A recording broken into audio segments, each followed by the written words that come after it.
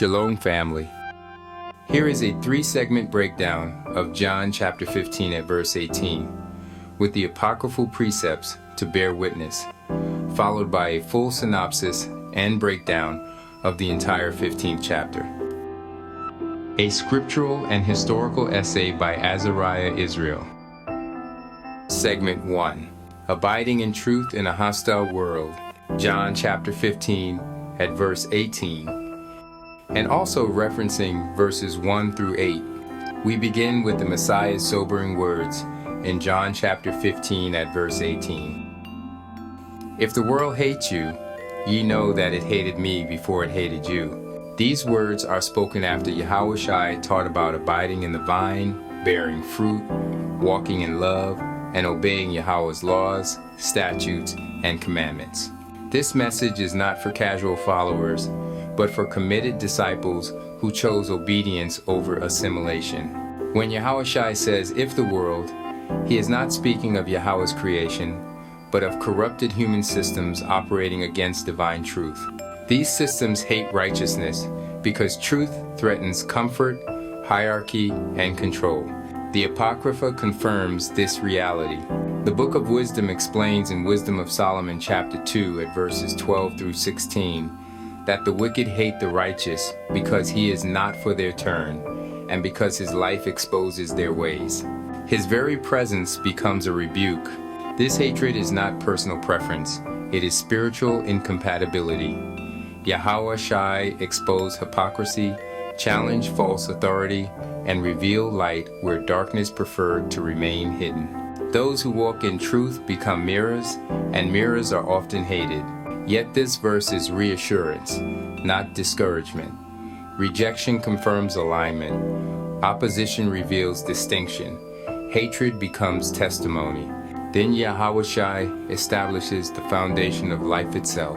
In John chapter 15 at verses 1 through 8, he declares, I am the true vine, and my Father is the husbandman. The Apocrypha echoes this imagery. Sirach chapter 1 at verse 20 teaches that wisdom has a root, and its branches lead to long life. Connection produces endurance. Those who remain planted will bear fruit in season, just as 2 Esdras chapter 9 at verse 30 confirms. They that be planted in faith shall receive fruit in due season. Fruit is not optional, it is evidence of life.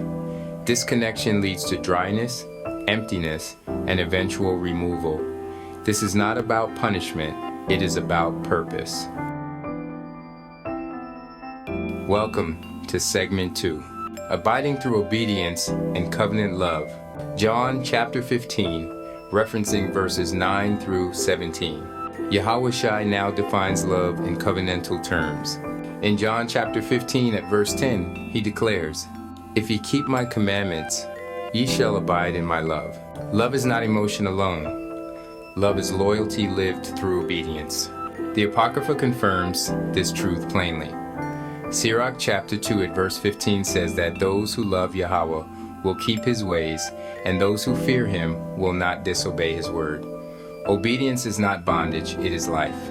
Baruch chapter 4 at verse 1 declares that those who hold fast to the commandments are appointed to life. Obedience brings joy, fulfillment, and alignment with Yahweh's divine order. This joy is not circumstantial happiness. It is inner spiritual stability. Then Yahushua gives the central command.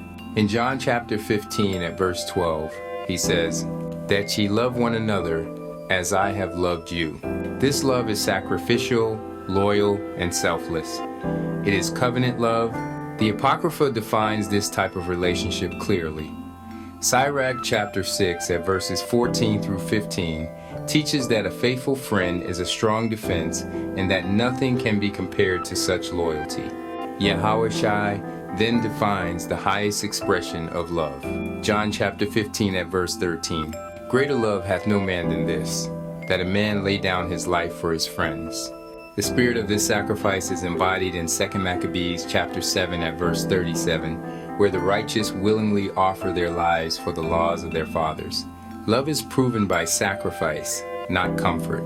When Yahushua calls the disciples friends, he is inviting them into shared purpose, not mere service.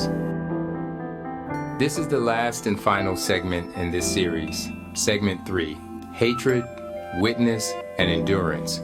John chapter 15 at verses 18 through 27. Yahushua returns to the reality of persecution. The world hates because disciples are not of the world. Truth disrupts lies. Righteousness exposes corruption. Light threatens darkness. The Apocryphal confirms that persecution is temporary, not final. Wisdom of Solomon chapter 5 at verse 1 declares that the righteous will one day stand boldly before those who afflicted them. Vindication belongs to Yahushua, yet the Messiah does not leave his followers without help. In John chapter 15 at verses 26 through 27, Yahushua promises the Comforter, the Spirit of Truth. The Apocrypha confirms this Spirit's presence. Wisdom of Solomon chapter 1 at verse 7 declares that the Spirit of Yahweh fills the world and knows every voice. This Spirit teaches, witnesses, and strengthens. Then the commission is given, and ye also shall bear witness. Disciples are not merely protected, they are sent. As 2 Esdras chapter 8 at verse 51 reminds us, many are created, but few endure.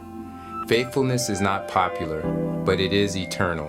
In summary, John chapter 15, supported by the Apocrypha, teaches us that identity comes from connection to Yahweh. Obedience sustains life.